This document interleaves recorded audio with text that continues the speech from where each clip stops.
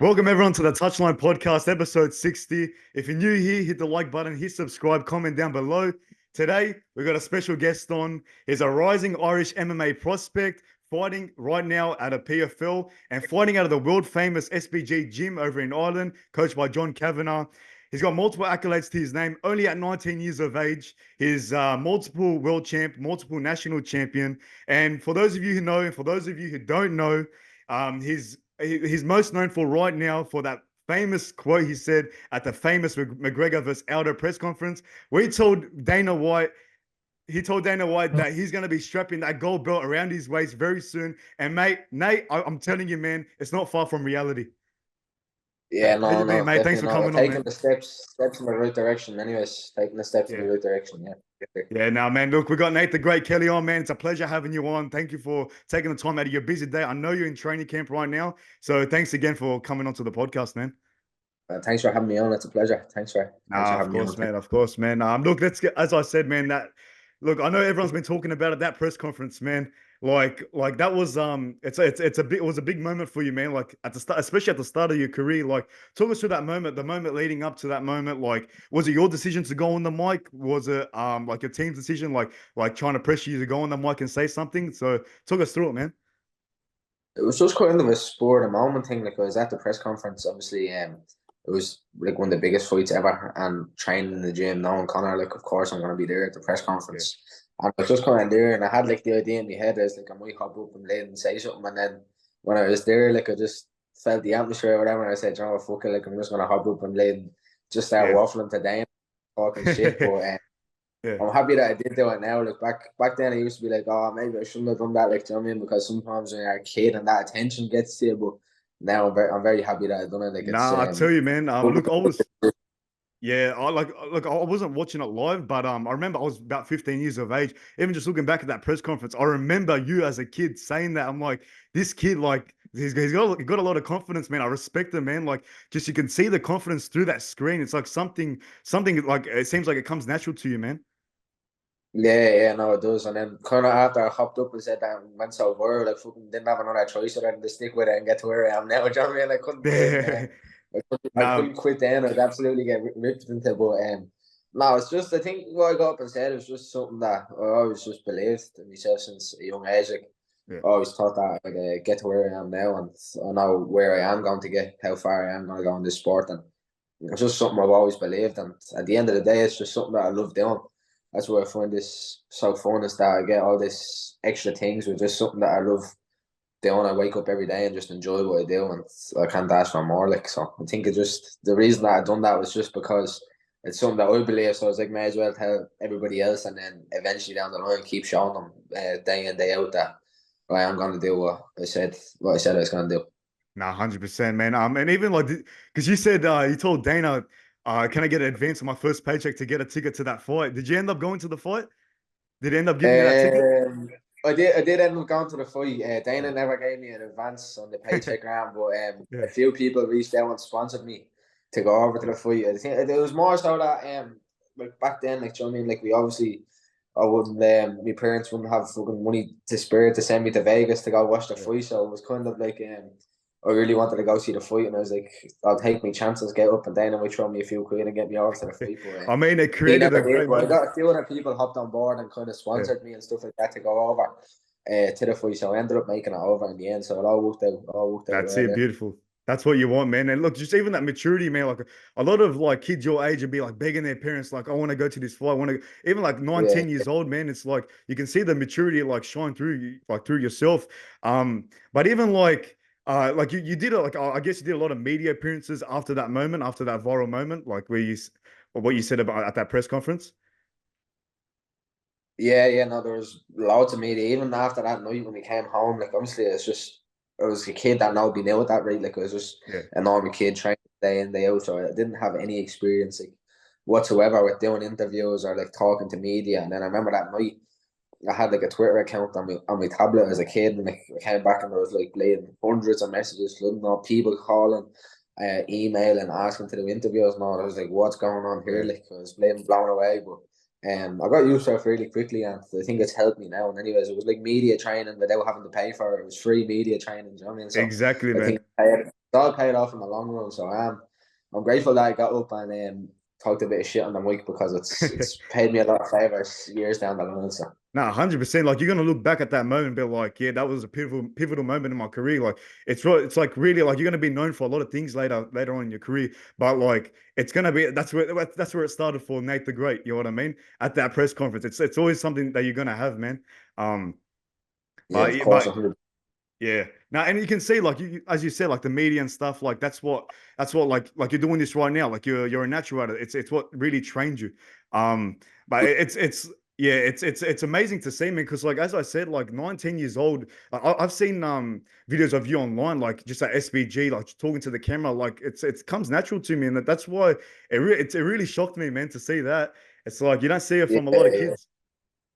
I don't even see it from a lot of the top level fighters these days. Like they're stuttering on and there's a camera in their face. Yep. But I don't know. I just think naturally, like I'm a very outgoing person, and I think it's just I don't change when there's a camera in front of me. Like if me and you were to have a conversation, and would still be the same person. But I think some people when a camera gets in their face, they either act completely different or they just turn into a shell of themselves. But I just think I'll just act myself, like, and it's probably because I'm so used to a camera being in my Yeah. face from such a young age. You know what I mean? That, but even then, like, I just took to it. I think I don't know. I like talking and waffling and rambling on, so maybe that just comes into play as well. But yeah, no, it is. It's Just like just another Irish superstar. yeah, no, exactly. I Eh? just I like talking, so I like hearing the sound of my own voice. So I think Yeah. that's probably one of the main reasons, to be honest. Man, it's gonna serve you justice in the future. I'll tell you that because you seen my video when I was where I was talking about you. I was saying like how you're gonna be Yeah, like the yeah. face and whatnot. Man, I wasn't fronting, man. I truly like I see it. Like I see you can just tell when a fighter has it. You can tell you talk the talk, you walk the walk, man. Yeah, Um, yeah, yeah. but moving on, man, like we've seen videos of yourself online. As I said, we've seen your training videos, you talking in front of the camera. But I don't feel like we've got enough of your story, man. Like run us through like growing up, like your backstory. Like how'd you get into MMA? Where'd you grow up and stuff like that? Yeah, so I grew up in Tallaght, so it's not the nicest of areas to grow up in, but it's just like anybody else. Like it's just a normal area, Yeah. working class family, two hard working parents. I started kickboxing when I was 4. I started because Well, I think because where I grew up, and I think the type of personality I had is even that young of a kid. I just loved getting yeah. into scraps even at 4 years of age, like if I was Well, outside or if I was on the road, like I'd love being in scraps. Like it was just something that I had in me, and I think my ma said I'd rather him do it inside somewhere where he's not gonna get in trouble for it than having this go on to his later years and he's still fighting out on the road. So thank God she did throw me in kickboxing when I was 4, and that's it. 15 years of training, I've stuck to it ever since. I started kickboxing when I was 4, and then I went down to SBG when I was 7. Then I started MMA and jiu-jitsu there. And I've been there ever since. 15 years now, kickboxing and MMA, jiu-jitsu. yeah, that's always like the start of a great fighter story, man. Like you hear like Mike Tyson, like start on the street, you know, he really started his fighting career off someone killing his pigeon, I think it was, and then like he went to the gym and like you know had all that. It's not a good thing that you're getting to fights on the street, but it's. I feel like a fighter needs like it doesn't need it in a way, but just needs that bit of intensity in themselves to like fire themselves up. Because look, at the end of the day, like this is your career path. You want this is the career you've chosen, man. Starting from on the streets to now, man. Look, your parents got you into the gym, so you know what Yeah, I no, mean. exactly. I think some people just have it in them where they just like the fight. I think that's the whole thing with me is that Yeah, like everything else aside is that I just love getting in and fighting people. Like it's just something that I've loved since a young kid. And I think it was like in a harmless way when you're a kid. Like I was almost like just harmlessly like like somebody would say something or do something and I was just fighting them and I was like yeah. I didn't know any different. Like it was just naturally inside of me. Like and then when I did get to go to kickboxing then at such a young age, like I was sparring and competing since I was 5 years of age then, and it's just been in me ever since. Like I just think that I was born with that natural instinct to want to fight. Like because I know when I do take like week off or 2 weeks off or even after my last fight I took the weekend off and I was like bleeding, just raring to go, like fight myself in the mirror and all. So I think it's just something that I have in me that I just enjoy doing. Like there's something in me that just It's likes to fight. it's naturally a part of you, man. And you mentioned your mom bringing you to the gym. That's something you don't hear a lot about, man. Like the parents that are supportive with their child getting into like mixed martial arts, the boxing, the MMA, and whatnot. How's that support Sorry, system with your parents, man? sorry, you just broke up there. I Oh, didn't I did I didn't get break what you up? said. Sorry. Repeat the question, man. Yeah, Like no, as it's you okay said, now. It's okay now. Yeah, easy. As you said, your parents, your mum brought you into the gym, like got you off the streets, put you into the gym, and use your fighting skills in the right way. You don't like you when you hear about these stories, man. A lot of like just like everyone that's come up in the system, man, all the greats in the fighting world, like their parents always are disapproval of it, like of the fighting, man. Like you don't want your son to get hurt and whatever. Your parents put you into fighting, man. So that's something different that you don't hear about every day. Yeah, yeah, no, I think it was just because obviously she's saying that I had an interest for fighting, or she just knew that I was kind of like just a rowdy little kid. So she was like, if I put him into martial arts, this will calm him down.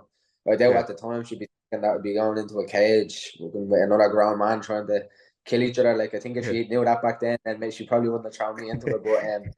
But her dad done boxing, and a few of our brothers done boxing, and like it was kind of like it was around like her type of it was around her side of the family, like a yeah, few people on her side of the family fought and done boxing and different things like that. So it's just kind of like put him into martial arts, and anyways, hopefully calm him down or burn some of his energy out for an hour or two, and then it just escalated from there, snowballed. Like I just fell in love with it like since the first day. Like I just kept asking, can I go back? Can I go back every single right. day until the next training session came around. So it just I don't know. I think it was just something that she threw me into, like because she's seeing the type of personality I had, and to try and calm me down a little bit. And then from my side, it was just something that like I fell in love with straight away. It was it's an undescribable feeling, but like when I first went in there, like it's just something that like I'd never experienced before, like that type of love or passion about something. Like it's just and it's still the same today. So Like you found it early on in your career, man. You look not like really. Some people don't find it until they're like in their early 20s, man. Like you found it yeah. at the age of 4 7 or like as like in your younger years. Um, like right now, are you doing it full time? Like I know you're in the amateur scenes, man, and are you earning like a paycheck in the amateur and in the amateur scenes in the PFL right now? No, no. So I'm just it's mainly sponsorship. So Yeah. I have a lot of great sponsors, and they help out a lot. And then so I get looked after in that sense with the sponsors, and I'm very grateful. So in that sense, and then I work in the gym. So I coach. There's a program at the Alta program. I coach that 2 mornings a week as well. So that helps me too. So. Beautiful. So you're around MMA like in your daily. It's not like you're going to a 9 to 5 and then Yeah, training no, no, afterwards. it's Yeah. yeah, no, I coach in the gym and then I train and that's it. Like I don't have a job outside like the gym or I don't do anything else outside the gym. My whole life revolves around MMA and fighting and training. Like so full time like it's what I do. It's just in the gym 24/7 training and that's it. It's just that obsession, man. Obsession always wins. It always beats talent, man. And you really have it, man. You really, really have it. And it's great to see. Growing up, man, like what was your main inspiration? Like whether it's music, TV shows, movies, even just figures, man. Who was that person you used to look up to, or that just that media source? My main first inspiration was Bruce Lee. I used to watch all the Bruce Lee films. I was obsessed with Bruce Lee. There's pictures of me as a kid. I used to wear the white vest and like these pajama bottoms I had that used to look like Bruce Lee's trousers and the same shoes and all I had. They used to try to get me mad about me nunchucks and all. I was obsessed with Bruce Lee. Like I used to watch every single film.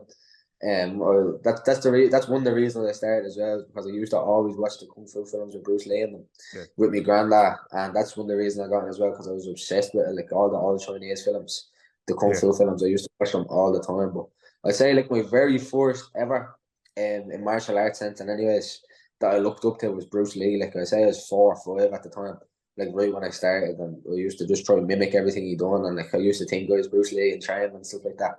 So say my first ever was Bruce Lee, 100%. Nah, man, he was before his time, man. Like just always imagine Bruce Lee in that octagon. Like he did do wonders in there, man. Yeah, no, he would have 100%. I think he was doing MMA before he was even killed. He had the 4 ounce gloves on. I remember Yeah. back in the 80s or whenever it was. It's mental. Yeah, man. Like just what could have been, man. What could have been. That bloke would have just carved it up in the UFC and in the top promotions, man. Yeah, 100%. Yeah, but your upcoming fight, you got a upcoming fight in 4 or 5 weeks, is it? Yeah, 4 weeks. I'm not too sure when this will be announced, so I don't think I can say too much. But All right. it's it's on a card in 4 weeks' time. Anyways, I say people will do the match if it is out, if this is out before it's announced. But it's gonna be another big fight show. another Yeah. big fight at 19, and it's going to be a second big one in a few months. And the position that I'm in now, I'm very grateful for. Like, I'm grateful to the PFL for signing. So I have a long-term contract with the PFL now, and Beautiful. I'm grateful to be in this position to be able to fight on such big cards in big arenas, and it's mental. Like, it's just everything I've ever dreamed of, and to be doing it at such a young age and still an amateur, it's insane. Like, I'm just only word I can think of is that I'm grateful. Like, do you know what I mean? I'm grateful to be in this position. And yeah, in the 5 weeks time, back in camp now, Yeah. literally straight off the back of a good win, and I'm ready to go out there and smoke someone That was a else's. dominant win, man. That was what, second round submission, man. We often talk. Yeah, Everyone talks about your striking ability. You showed them with your submission skills, man. You proved that you proved a lot of people wrong that night, man. yeah, and even though it was a good performance, I still think that was about like 10% of what I can actually do. Like, I knew from my first few fights, and anyways, that like I'm just keep leveling up, and I knew for that fight that I was ready to show the level that I am at. But even at that, I just don't think that I showed it 100%. And every day it's just like I'm trying to correct myself and to be able to step in the octagon. I don't think I ever will be like, oh, I'm 100% happy with that performance, but this time around I just want to be better again. Like, I don't want to see a second round. I want that fight should have been finished in the first, and this one will be finished in the first. And I'm just excited to get back in there, do what I love, and to get such a quick turnaround. I'm very grateful for, and hopefully we have another one lined up straight after this, and just keep the ball rolling and keep smoking people, and the performance will get better every time. And I'm ready to show levels again, and even better performance this time. Oh, can't wait to see it, man. You're, as they say, you're only as good as your last performance. Um, talk us through, like you said, you're in camp right now. Talk us through what's a day in the life for Nate Kelly. Yeah, it's fairly hectic day in the life. So Monday to Friday, I was wake up. Well, Tuesday and Wednesday, I wake up at 6 a.m. Coach at 6 a.m. and then I train at 11. Then train in the evening time.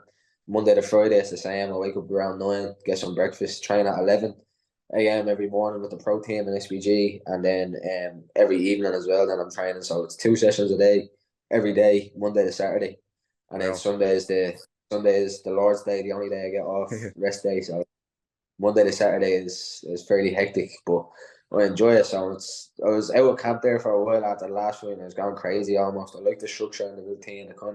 It suits me as a person. When I don't have structure or routine, I kind of go a bit mad. So Yeah. I'm happy to be back in a good routine now. I'm back in camp.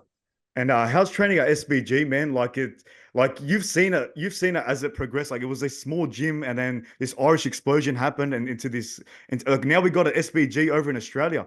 Like that's how big it's gotten, man. Like talk Yeah, us yeah. through that. Yeah, talk us through that change that you've seen throughout SBG, and just the culture there, man. How's it at SBG?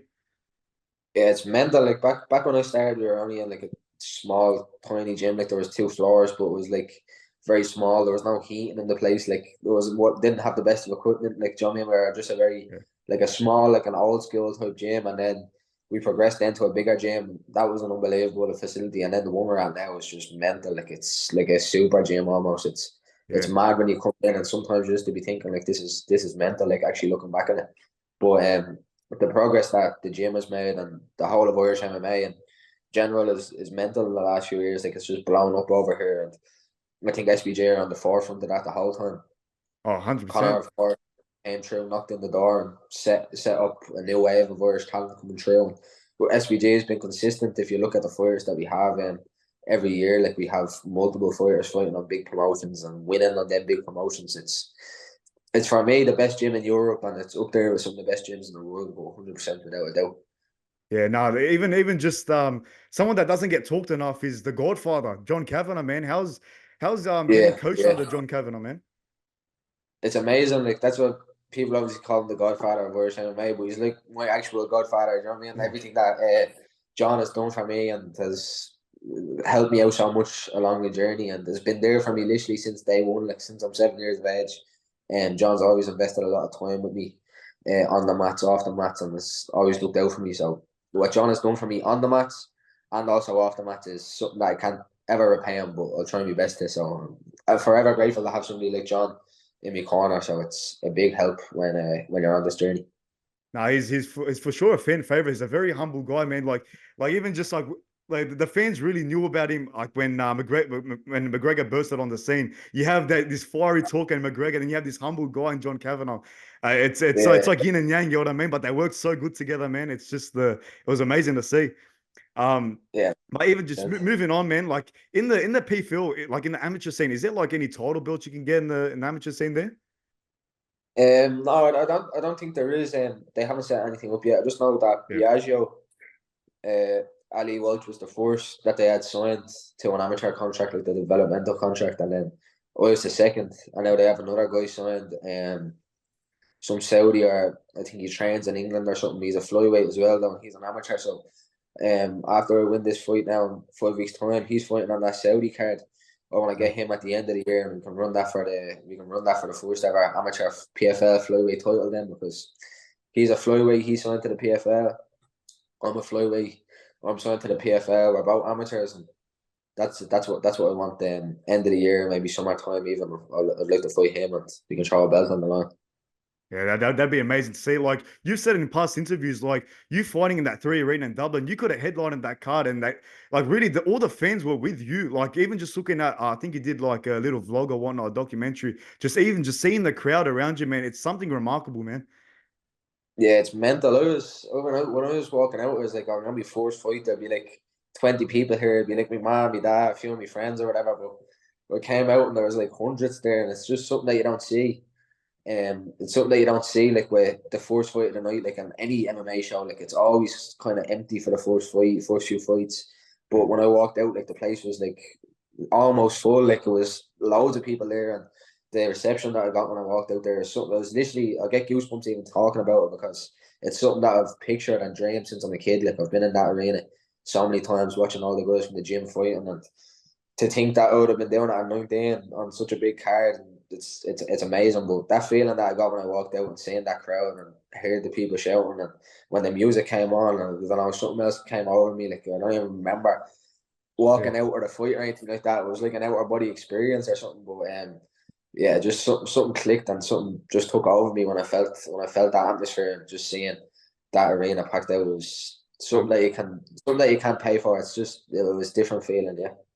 100%. And like you, just the fans see right through the character, man. They see you can talk, as I said, I'm gonna say it again. You can talk the talk, you walk the walk. Look, you talk, you what was the last bloke's name again? What was his name? Callum, what was Callum Seaton.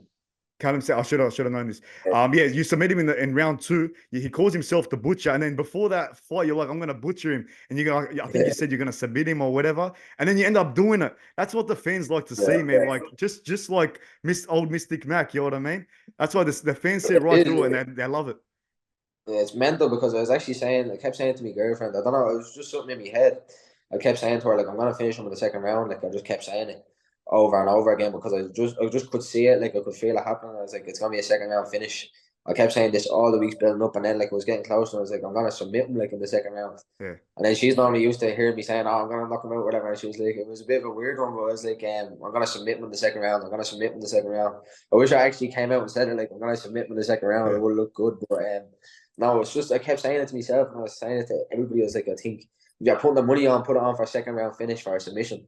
But wow, I don't know. It was I think it's when they can speak these words into existence, and just like everything that has happened to me so far, like it's just something that I've always imagined. Like I've almost actually imagined myself fighting as an amateur in the trade arena. Like it's just something that I've always thought is gonna be, and where I am now, like signed with the PFL, I always thought that no matter what, like no matter what the situation is, that I will be at the top of the top organization. I'll be signed to a top organization, and I'll be in the position that I am now to take big fights in big arenas, and to have the type of backing behind me that I do. It's just everything that has happened to me like recently and over the years. It's just been something that I've always known. Like so, it's nothing new to me. It's just new to everybody else around. But to me, it's just this is almost like it's all happened before. I'm living a double life almost, because I've seen it all in my head before. wow. Like Yeah, I'm telling you, man, that's something called the law of attraction. That's something that you're doing right now. So if you can see here, have the courage enough to speak it, it will happen.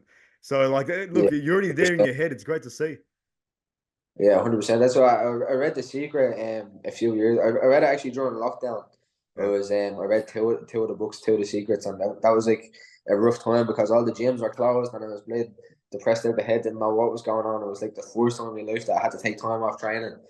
And then as soon as I read them two books, it was like everything just done a 180 for me. And then in the past year or so, especially I've got back into kind of sometimes obviously you let it slip with the mindset, but it's the most important thing. And literally in the past year or so, I've been so focused on like getting the mind right and the headspace right. And now I just think I've seen all the benefits because I always had the skills, but now I just have everything to go along with it. Like so. Now, for sure. That you mentioned The Secret. I watched the documentary, man. I like it. Truly is the secret. Like it's just that manifestation. It's so real. Again, man. I'm gonna keep look. I'm one of the biggest McGregor fans, but I look up to this guy, man. And like I remember him talking about The Secret on one of the interviews, and then that's what really like made me want to look into it. I'm like Yeah, look, yeah, he's done it. He's manifested it. He's got what he wanted to achieve. And like, man, it's real. It's actually real. Like you're doing it yourself right now. Look, as you said. You imagine yourself being in the amateurs, and look, you're doing it right now at the PFL. So, yeah, and like, bro, yeah. even just like, yeah, sorry. No, it's 100% real. Like even before that last fight, I just from to the down to the moment of where I was getting my hands wrapped, warming up, walking out. Like I had this all like I was used to like even every night before I was going to sleep I was imagining myself walking out. Was imagining myself getting my hand raised. I was imagining everything that was going to happen in the fight. I imagined myself finishing them and running and jumping on the cage. Like this all like picture perfect happened in my head. Like I seen clear pictures of the fight happening and literally every single thing that almost happened in the fight was down to a T or what I imagined in my head. Like so. Nah, even like you can see it through like your post-fight press conference in the PFL interview. Someone asked the question, and you're like, "I'm better than all of them fuckers." Oh, sorry for my language. I'm better than all them effers. Bring them here now, and I'll fight them, every single one of them, one after the other. Like, no amateur fighter is saying this, Nate. I'm telling you, no one has the courage. Like, usually when you're in the Yeah, amateur yeah, scene, you're trying to find yourself. Like, back to that law of attraction, man. Like, bring them to me. Like, I know in my head I can beat them. I've already beaten them. That's something you have, man.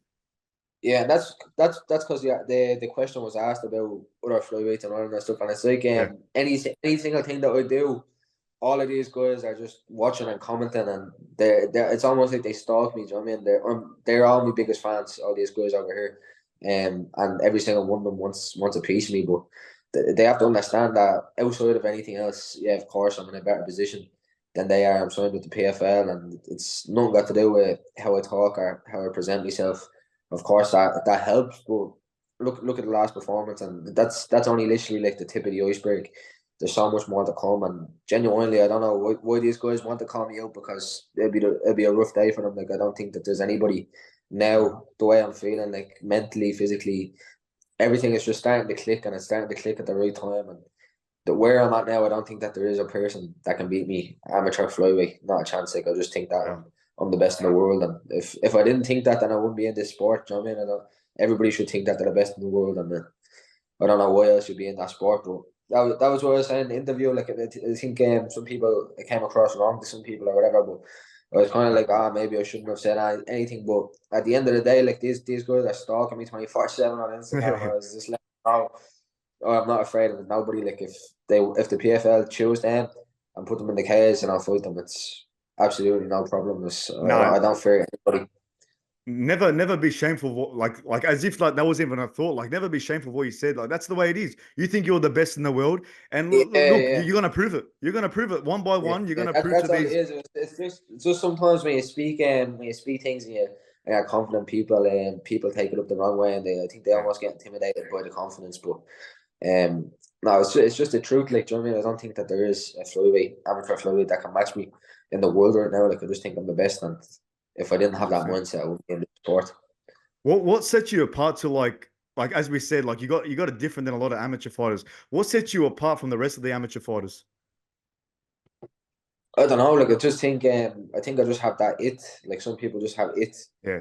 A lot of these guys don't. Like, a lot of them might be good fighters or average fighters, and maybe there's a few average fighters that can talk great, and then there's a few good fighters that can't string a sentence together. But with me, like it's just I think I have everything. Like I'm just a full package. I think that's why the PFL understood this. Like I think they got in early and they seen the potential that I have, not just inside the cage, because the potential inside the cage is obviously there, and the potential outside the cage is just as big. And it's very rare that you get somebody in the sport that has has both, and I think that I just have both. I just have it. $100%.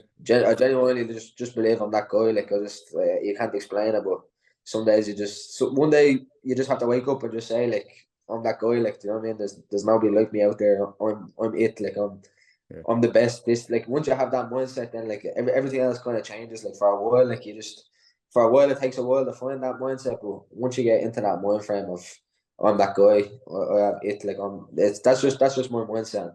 I think that's what kind of sets me apart is where my mind is at. And I don't really think like I'm amateur. I just think like I'm a professional. I train like I'm a professional. Eat like I'm a professional. Sleep like I'm a professional. The only difference is I wear bigger gloves and can't knee to the head or elbow. Like that's literally the only difference between me and professional fighters right now. I think so. Yeah, no, man, like you can see it. I'm gonna say it again. You can see it. Like I feel like even just like looking you up, watching your videos, I sometimes I forget you're an amateur. But Yeah, yeah, big things are gonna come out of you, man. But moving on. Conor McGregor, man, you trained with him since you were young, and there's videos of you sprawling with him, sparring with him. More than fighting, I know he's taught you a lot in the octagon. More than fighting, what has he done for like your mindset? I know you said about the law of attraction, how just like you got a different mindset. I'm sure he's taught you in that way. But in other aspects, what has he taught you over the years that you take into the octagon? so much like do you know what I mean, to have somebody like Conor around you all the time in the gym training, and it's something that you can't pay for. Like you can't pay for that type of experience, and to know Conor like personally and to see the challenges that he's gone through and to where he is now and the level of hard work that he's put in to get to where he is now. It's like a blueprint almost. You know what I mean? Like for Yeah, especially a young Irish fighter, like Conor was in the same boat as me once, and he went and made it happen, and he didn't make it happen by just hoping that it happened. He went and worked hard for it every single day, and yeah. I think he laid a nice blueprint out for anybody like to follow, and I'm just following the blueprint, following in the footsteps, and Yeah, but I mean, like, just going forward, man, there's no doubt in my mind that you're going to be a megastar in the MMA world, man. You heard what I said in that video. I mean, every single sentence I said. What's the goal for Nate Kelly in the 5 to 10 years time? Like, how do you see your career unfolding? yeah. So for the next year, I'm gonna stay in amateur. So I want ideally 4 or maybe 5 fights this year, and then after that, I'm gonna hopefully make the jump to professional. Then early 2025. That's the plan. And then from there, it's of course build experience, get a few fights under my belt, and then PFL have a few nice tournaments. So I'd like to go win 100 grand and then a million, and then see where I am from there. I just want to be a champion. You know what I mean? Yeah. That's all I want. Like, money aside, money is nice and you can buy nice things with it. But at the end of the day, like I just want them for my own self and for the younger kid that was coming up through the ranks, kickboxing, MMA, everything. If he knew that I was just chasing money or chasing anything like that, I know that he'd be disappointed. So for me, it's about building a legacy. Like I want to be one of the best fighters in the world, and then I want to be one of the best fighters of all time when I retire. That's all I want is a nice belt and some great big fights, nice legacy, and to retire happily then. Yeah, yeah, no doubt you're gonna achieve what you're setting out right now. You got to give one message to your future self, Nate. What would you say to that person in the future?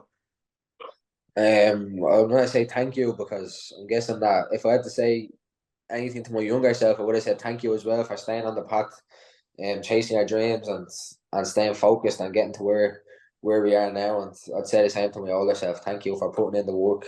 Thank you for working hard and chasing our dreams and not giving up and staying the course and getting to wherever we are now. Yeah, man. Look, as I said, like the Irish fans, the world can see right through it. They can see when a superstar is in the making. And look, man, look, myself, as I said, I can see it right through. I'm backing you all the way. Look, I reckon Ireland is like, look, we've had McGregor. McGregor's made it. He's done it all. And you got upcoming fighters. You got Callum Mosley in the boxing. You got Katie Taylor at the top of the food chain in the women's division. There's something special about you, man. I can't put my finger on it. Whether it's the talking, whether it's as I said, you talk the talk, you walk the walk. And I'm really excited to see how your career unfolds. No doubt about it. You're going to become world champion. Not a doubt in my mind. And I can't wait to see it, man. Thank you, bro. Thanks for having me on. I enjoyed it. Nah, of Thank you. course. Nah, I appreciate it, Nate. All the best, man.